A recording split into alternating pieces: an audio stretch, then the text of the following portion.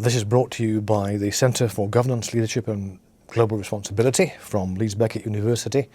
And this series of videos is all about the nature of leadership.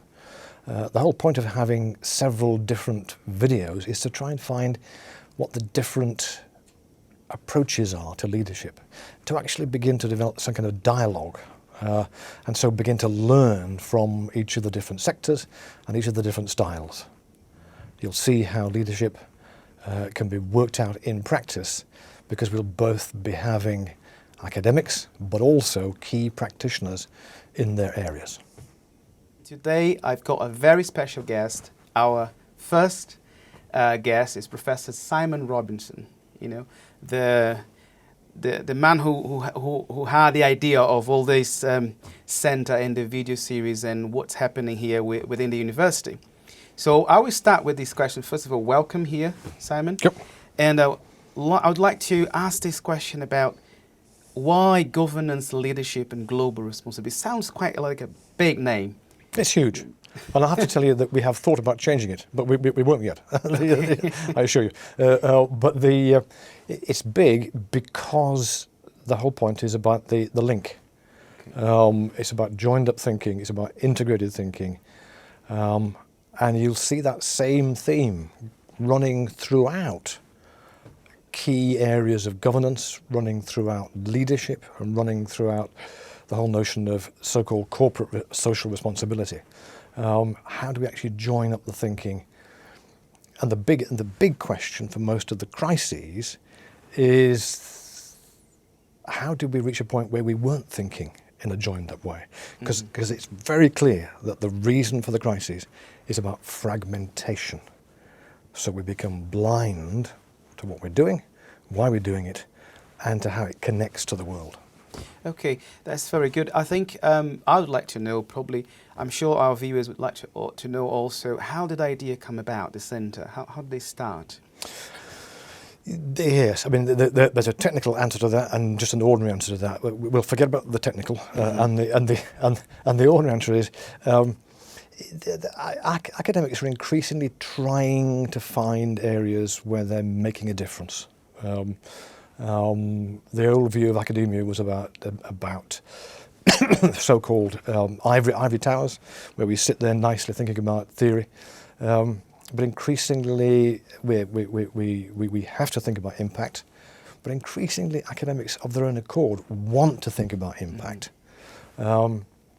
And I want to suggest to you that there's no more important area of impact than in this key area of governance and leadership. If we don't get that right, then everything else starts to collapse. Okay, so you mentioned academic. Is it purely academic? What are the areas that you're hoping to impact with the centre? We're hoping to make every connection. So imagine yourself in the boardroom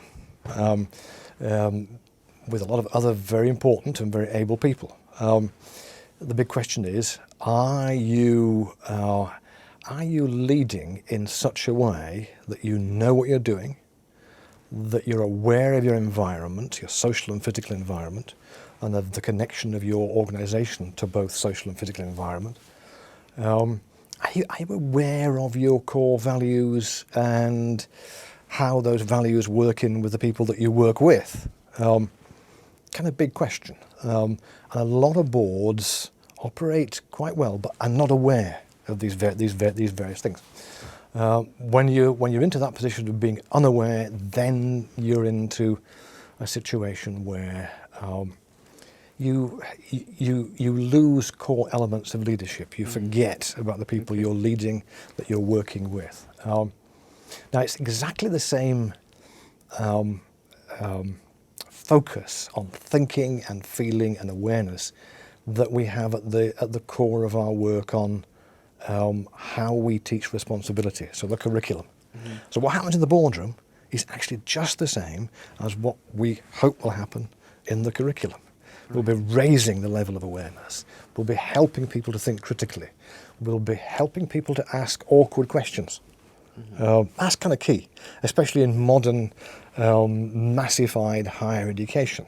The tendency is, give me the degree, no questions asked, literally.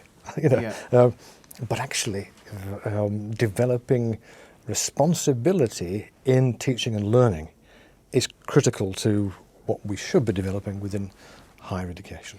Right, it's very interesting. With that in mind, what is leadership for you? There are lots of answers to that one, but I want to be bold and to shape a particular answer and say that I think leadership is taking responsibility. That's what comes throughout the whole organisation. Right. The guy, the so-called top, forgive me using the word guy, has to take responsibility for a whole number of things, but not exclusively. He's responsible for direction along with the board, and he's also responsible for meaning. What is the significance of this organisation and how they relate to society? But the same is true of everybody in that organisation, that they have to take responsibility for their own area in the organisation, but also for the whole organisation. Right. So leadership becomes a both and responsibility. I am responsible both for my particular area and for the whole project. Now once you've got that sense of shared responsibility, then you can move into the notion of shared leadership, which requires trust, which requires mutuality, etc. Right, and what is the difference between management and leadership? Are they crossing over? Are they the same? Yeah, it's interesting. Leadership broadly is about setting the direction and being clear about the values and purpose and worth of the organisation. And worth is particularly important. Is what we do significant? Is how we affect society significant? Management, you could say, is about making sure that all this happens. So it's more of a hands-on thing than a visionary thing. But actually, every leader needs to be able to manage, and every manager needs to be able to lead. Okay. So it has to be a combination of the two. Right. Thinking about governance, and I think we start Centre for Governance, so we start with that. What is the role of leadership within governance? That's a really important question. And I guess that if we thought about this more, we did think about it for a year, but if we thought about it more, we would put leadership at the beginning. Because actually governance is a subsection of leadership. Leadership is what I've described. Governance is a particular way of ensuring that leadership occurs, ensuring that you have all of the various elements, ensuring that you are critical thinkers. The whole point of non-executive directors is to ensure that there is critical thinking going on in the boardroom. They come in not just because they've got particular skills around various areas, but because they will ask the awkward question. By definition, difference becomes important to learning, and it becomes important to leadership and taking that responsibility. So I guess I'd reverse that. Okay. So I think by reading, by watching the news, we're seeing quite a lot of leadership crisis. Companies, government, countries, brands, corporations, community, charity, or third sector. We live in that crisis and people asking questions. And from what you said, leaders should be role model. I mean, role model in terms of transparency, ethics, sustainability. Can we still trust leadership these days? Oh, what a question. Should we trust leadership? And it depends what you mean by trust, of course. But I would want to say rapidly that actually there are different kinds of trust. Broadly speaking, there's what I would call immature trust, which is I will trust the father figure, and it mostly is a father figure. And he will do everything that's required. There is, on the other side of that, which is mature trust, which is where you have good reasons for trusting, where you're prepared to enter into dialogue about trusting. If you look at Henry V, Shakespeare's Henry V, the St. Crispin's Day speech is all about a dialogue on trust. The troops do not trust their king. So how will the king convince them that he is trustworthy? There's no other way than dialogue. and focusing in their practice and in the core ideas, which in his case was honour, how we share honour. So dialogue is the answer. That's the way forward to a mature kind of trust. The other kind of trust is not very useful. It leads to polarised positions, it leads to us and them, and it leads to bad leadership. Mm. And can you give me an example of, in your career, of a leadership crisis or something that you had to deal with? Or sorry to put you on the spot. That's all right. We will be asking this question to all our guests, so we can illustrate the point. Yes. Well, it's interesting, isn't it? I suppose in my because I have a strange career. You know, that's the first thing to say. The ways forward are not entirely obvious. But I can remember when I was senior chaplain at the University of Leeds, and our biggest crisis was to try and work through what we would do with the parish church building, which was on the front door of the university, and there were huge questions. Will we continue as chaplaincy? Will we continue in the building?